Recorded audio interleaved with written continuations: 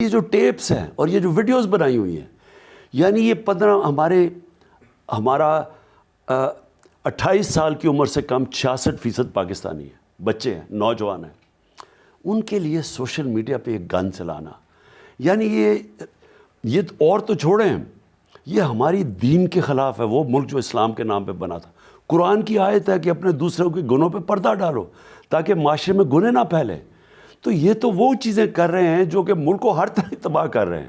خان صاحب، آپ نے دور اقتدار میں ان چیزوں کو روکنے کی کوشش کی، یہ جاسوسی کو، اس طرح کی پرسنل چیزوں کو؟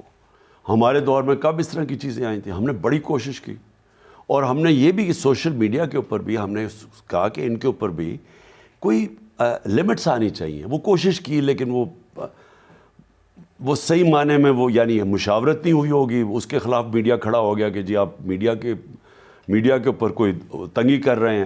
لیکن دیکھیں، ہر دنیا کے معاشرے میں لمٹس ہوتی ہیں۔ آپ اپنے لوگوں کو پروٹیکٹ کرتے ہیں، اپنی نوجوان، اپنے یوتھ کو پروٹیکٹ کرتے ہیں۔ آج یہ ہے سوشل میڈیا کا زمانہ۔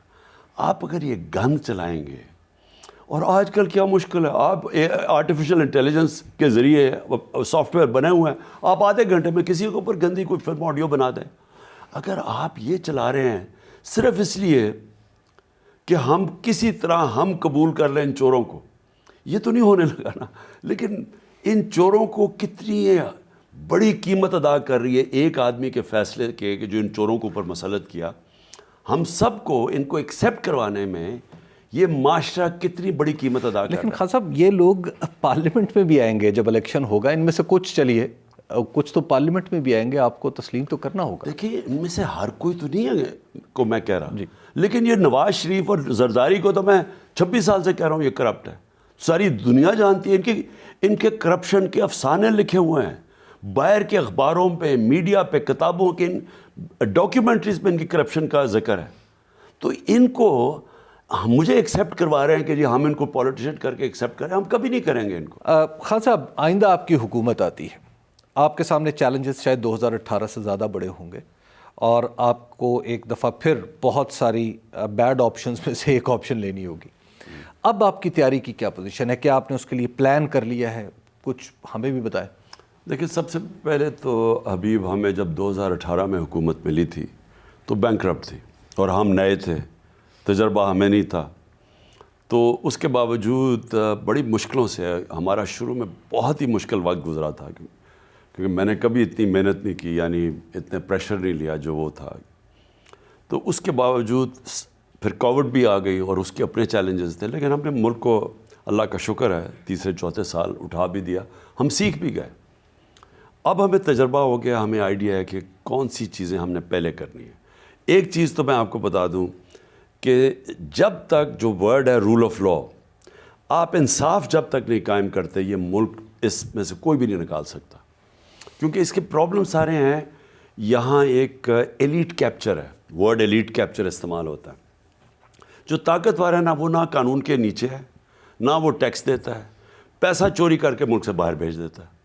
یہاں پوری ایلیٹ بیٹھی ہوئی ہے جو خاص طور پہ ریل اسٹیٹ کا وہ ڈی سی ریٹ جو پلاٹ بکتا ہے، جو باقی اوپر پیسہ ہوتا ہے وہ ملک سے حوالے سے باہر، ویسے بھی وہ باہر پروفٹس باہر بھیج دیتے ہیں، پیسہ باہر بھیج دیتے ہیں۔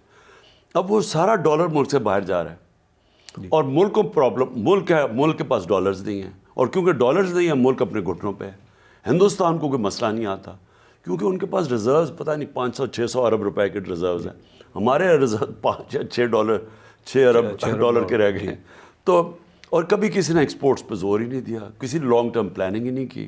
یہ ہماری سب سے زیادہ ریکارڈ ایکسپورٹس تھی، کیونکہ پہلی دفعہ ہم نے پوری کوشش کی کہ کسی طرح اپنی ایکسپورٹس کو بڑھانا ہے۔ تو پہلے تو ملک آگے بڑھ ہی نہیں سکتا ایکسپورٹس کے بغیر، لیکن ایکسپورٹس کے لیے جو انویسٹمنٹ ہے وہ آ ہی نہیں سکتی جب تک آپ رول آف لا نہیں قائم کرتے، گورننس ٹھیک نہیں کرتے۔ وہ میں نے آپ پھر واپس جا رہا ہوں کہ یہی ہم اپنی اسٹیبلشمنٹ کو رول آف لا کے لیے لگانا پڑے گا ہمیں، یعنی اسٹیبلشڈ۔ خان صاحب، آپ کی یہ بات بار بار جب آپ رول آف لا کی بات کرتے ہیں، نو ڈاؤٹ معاشرے اس کے بغیر آگے نہیں بڑھ سکتے، لیکن جب آپ یہ بات کہتے ہیں تو کچھ خوف بھی پیدا ہو جاتا ہے کہ آپ رول آف لا کی جب بات کرتے ہیں، جیسے آپ پہلے آئے تو آپ نے احتساب کا اتنا بہت سارا، اس سے لوگ ڈر گئے، بزنس مین بھی ایون ڈر گئے، اور آپ کو خود بھی اپنی حکومت میں اس میں کچھ ترمیم کرنا پڑی یا آپ چاہتے تھے کہ ترمیم کر لیں، اور اب بھی جب آپ رول آف لاء کی بات کرتے ہیں تو کیا کوئی ریڈیکلی آپ ایسا لگتا ہے کہ جیسے کوئی تلوار آپ کے ہاتھ میں ہوگی اور آپ گھوڑے پہ بیٹھے ہوں گے اور اسلام آباد سے کراچی تک پتہ نہیں رول آف لاء کے نفاذ کی کیا صورت ہے؟ دیکھیں ابھی مجھے دنیا میں ایک ملک بتا دیں جدھر رول آف لاء ہے اور جدھر غربت ہے، اور ایک ملک بتا دیں جدھر رول آف لاء نہیں ہے اور جدھر خوشحالی ہے.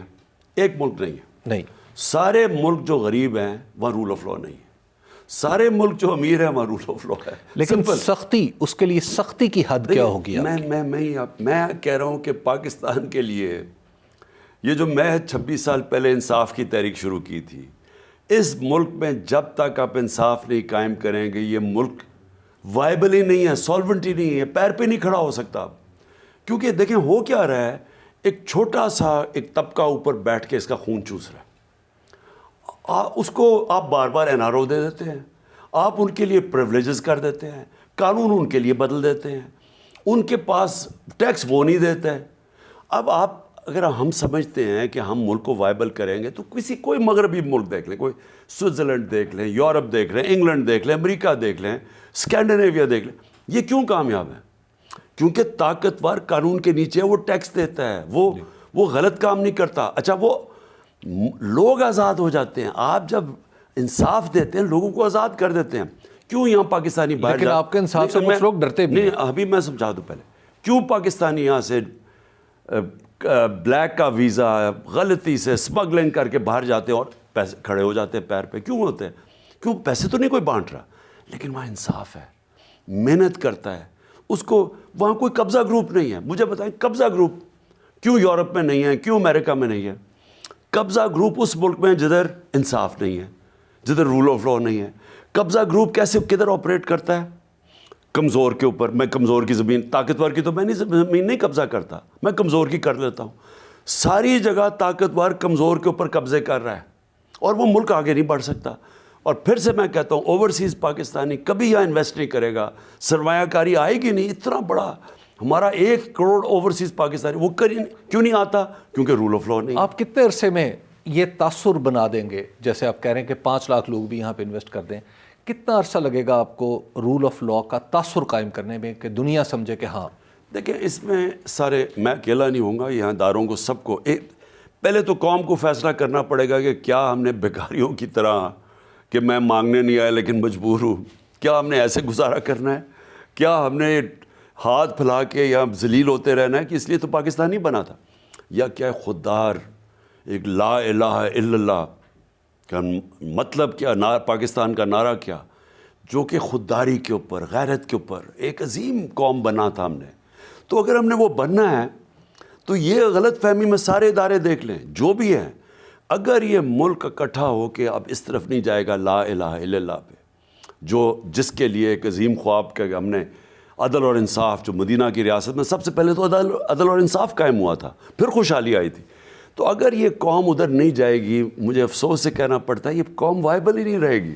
آپ کو پتہ ہے 7.5 لاکھ پاکستانی، جس میں ٹاپ پروفیشنلز، ڈاکٹرز، انجینئرز، صرف 7 مہینے میں ملک چھوڑ کے باہر چلے گئے.